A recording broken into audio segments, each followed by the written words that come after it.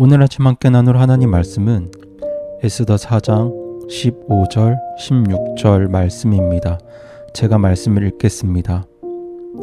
이에 에스더가 그들에게 명하여 돌아가서 모르드게에게 이같이 답하게 하되, 가서 수산에 있는 모든 유대인들을 함께 모으고 당신들은 나를 위하여 금식하되 사흘 동안 밤낮으로 먹지도 말고 마시지도 마소서. 나도 내 시녀들과 함께 그렇게 금식하리이다. 그리고 나서 내가 법대로 하지 아니하고 왕에게 들어가리니 내가 죽으면 죽으리이다 하매. 아멘. 오늘 본문의 주인공은 에스더입니다. 에스더는 유대인이었고 동시에 고대 대제국 페르시아 왕 아하수에로의 사랑을 받고 있는 왕비였습니다. 이 아하수에로 왕은 어느 날 하만이라는 신하를 자신의 이은 두 번째 권력자로 임명합니다. 오늘날로 말하자면 국무총리라고도 볼 수 있겠죠. 그런데 이 하만은 모든 사람이 자기를 경배하기를 원했습니다. 하지만 당시 에스더의 사촌 오빠인 모르드게는 하만에게 경배하지 않았습니다. 하나님 외에 그 누구에게도 경배할 수 없었기 때문이죠. 그런 모르드게의 모습을 본 하만은 괘씸했습니다. 다른 사람은 모두 자기 앞에 엎드려 경배하는데 유독 혼자서만 엎드리지 않는 유대인 모르드게가 하만은 몹시나 마음에 들지 않았습니다. 그래서 하만은 왕 앞에서 유대인들을 모함합니다. 그리고 유대인 모두를 죽일 수 있는 권한을 왕으로부터 받아냅니다. 이제 얼마 시간이 지나지 않아서 모든 유대인들이 꼼짝없이 죽게 되었습니다. 왕의 명령과 승인은 이미 내려진 상태였습니다. 여기서 왕의 결정에 대해서 반박하거나 왕을 설득하려고 시도한다면 그 사람을 기다리고 있는 것은 죽음뿐이었습니다. 그런데 이때 에스더의 사촌 오빠인 모르드게는 왕비 에스더에게 찾아가서 왕을 찾아가 설득할 것을 요구합니다. 왜냐하면 그것이 하나님의 백성인 유대인들을 살릴 수 있는 유일한 길이었기 때문입니다. 하지만 사촌 오빠의 말대로 에스더가 왕을 찾아갔을 때의 그 결과는 너무도 뻔했습니다. 그 결과는 죽음이죠. 그런데 성도님들, 오늘 저와 여러분들도 정말 이러한 도전들을 받고 있는 것 같습니다. 비록 에스더처럼 목숨을 걸어야 하는 상황은 아니겠지만 정말 예수님 믿지 않는 삶이 쉽지 않고 신앙의 도전을 받는 그런 시대를 살고 있습니다. 성도들이 함께 모여서 예배드리는 것도 쉽지 않은 시대가 되었고 때로는 하나님 말씀대로 살려는 그 삶이 우리에게 큰 위협이 될 수도 있을 것입니다. 교회는 예전보다 더 불신과 또 기피의 대상이 되었습니다. 앞으로 우리는 경제적으로, 정치적으로, 문화적으로 수많은 영적인 공격에 휩싸이게 될 것입니다. 그런데 이러한 위기의 시대에 우리에게 정말 필요한 것은 교묘한 타협이 아닙니다. 이러한 시대에 우리에게 정말 필요한 믿음은 죽으면 죽으리이다 고백하면서 하나님의 뜻을 행하겠다는 오늘 에스더의 단호한 믿음입니다. 사실 이것보다 더 위대한 믿음이 어디 있겠습니까? 이보다 더 위대한 믿음의 도전이 어디 있을까요? 저는 오늘 여러분과 어떻게 이렇게 나약한 심성을 가진 한 여인이 이처럼 담대한 믿음의 도전을 할 수 있었을까? 이것에 대해서 성도님들과 나누길 원합니다. 에스더가 이처럼 위대한 신앙의 도전을 할 수 있었던 것은 아마도 여러 가지 이유가 있을 것입니다. 에스더에게는 하나님을 향한 신뢰도 있었을 것입니다.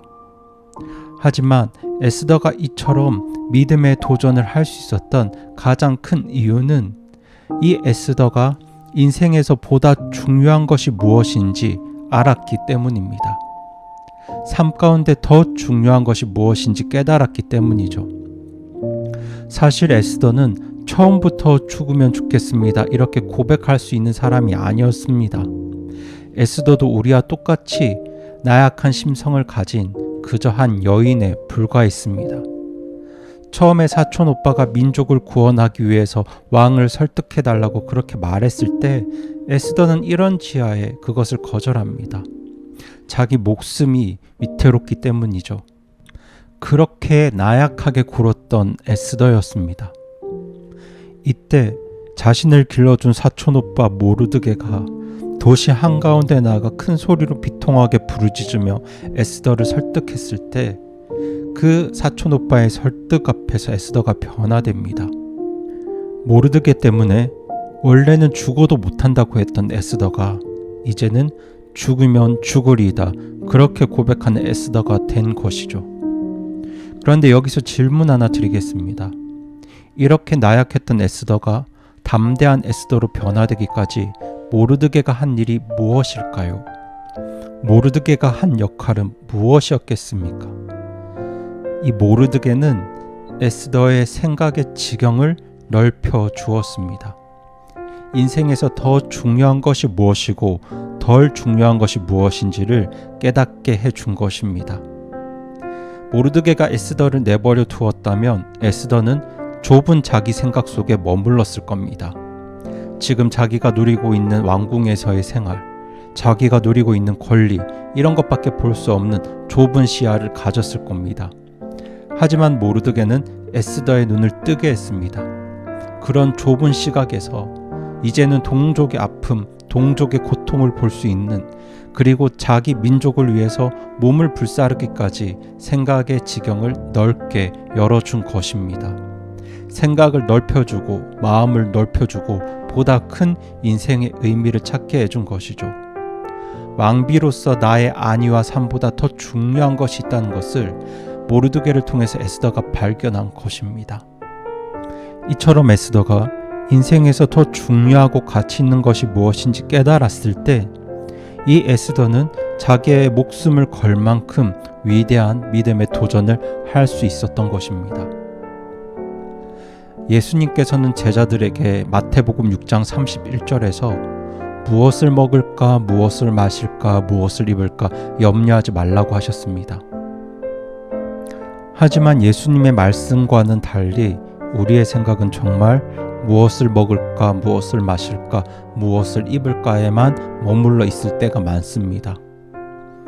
그런데 그렇게 땅의 것만 바라보고 땅의 것에만 집착하고 세상의 것만 추구하고 살면 반드시 염려라는 감정이 우리 삶에 침투해 들어옵니다.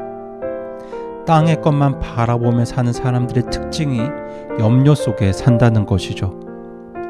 이런 것에만 생각이 머물러 있는 우리들을 향해서 예수님께서 뭐라고 말씀하십니까? 주님께서 그런 우리를 향해 하시는 제안이 무엇일까요? 마태복음 6장 33절에서 예수님께서는 이렇게 말씀하십니다. 오직 너희는 첫째로 하나님의 왕국과 그분의 의를 구하라. 그리하면 이 모든 것을 너희에게 더하시리라. 아멘.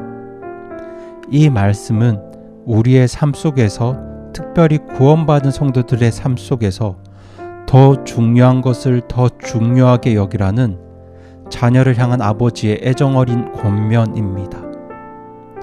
성도님들의 인생의 목표는 무엇입니까? 좋은 학벌입니까?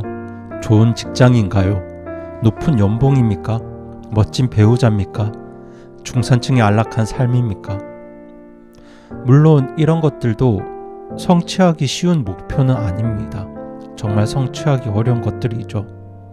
그런데 성도님들, 인생에서 정말 이런 것들만 꿈꾸고 사십니까?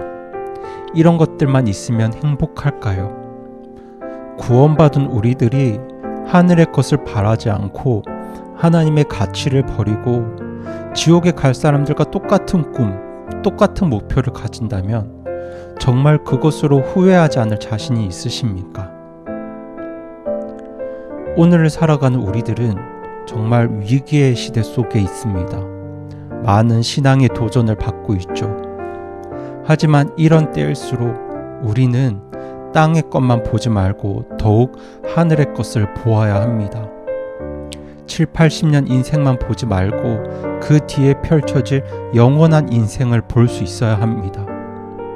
세상 사람들이 꾸는 꿈이 아니라 하나님의 눈으로 꿈을 꾸어야 합니다. 구원받은 성도로서 인생에서 보다 큰, 보다 높은 영원한 가치가 있는 그런 인생의 목표를 세워야 합니다. 그렇게 우리가 더 중요한 것을 더 중요하게 여길 수만 있다면 이러한 위기의 시대 속에서 우리들은 죽으면 죽으리라 그 도전정신을 가지고 그 믿음의 고백을 가지고 우리의 믿음을 위협하는 그 장애물들과 맞서 싸울 수 있습니다. 실수하고 실패하고 좌절하더라도 다시 일어날 수 있습니다. 하나님 아버지를 전적으로 신뢰하시고 여러분의 마음과 생각을 넓히셔서 그렇게 이 세상에 믿음의 도전장을 내던지시기 바랍니다. 무슨 일이 있어도 난 예배를 가장 우선순위에 두겠다. 전도하기 어려운 때이지만 복음 전하는 일 내가 멈추지 않겠다. 난 직장에서 학교에서 사업을 하면서 그리스도인으로서 성도로서 양심을 지키겠다. 그렇게 죽으면 죽겠다. 이 도전 정신 가지고 이 믿음의 고백을 가지고 세상에 믿음으로 도전하는 우리 성도님들 되시기를 바라면서 오늘 말씀을 마칩니다.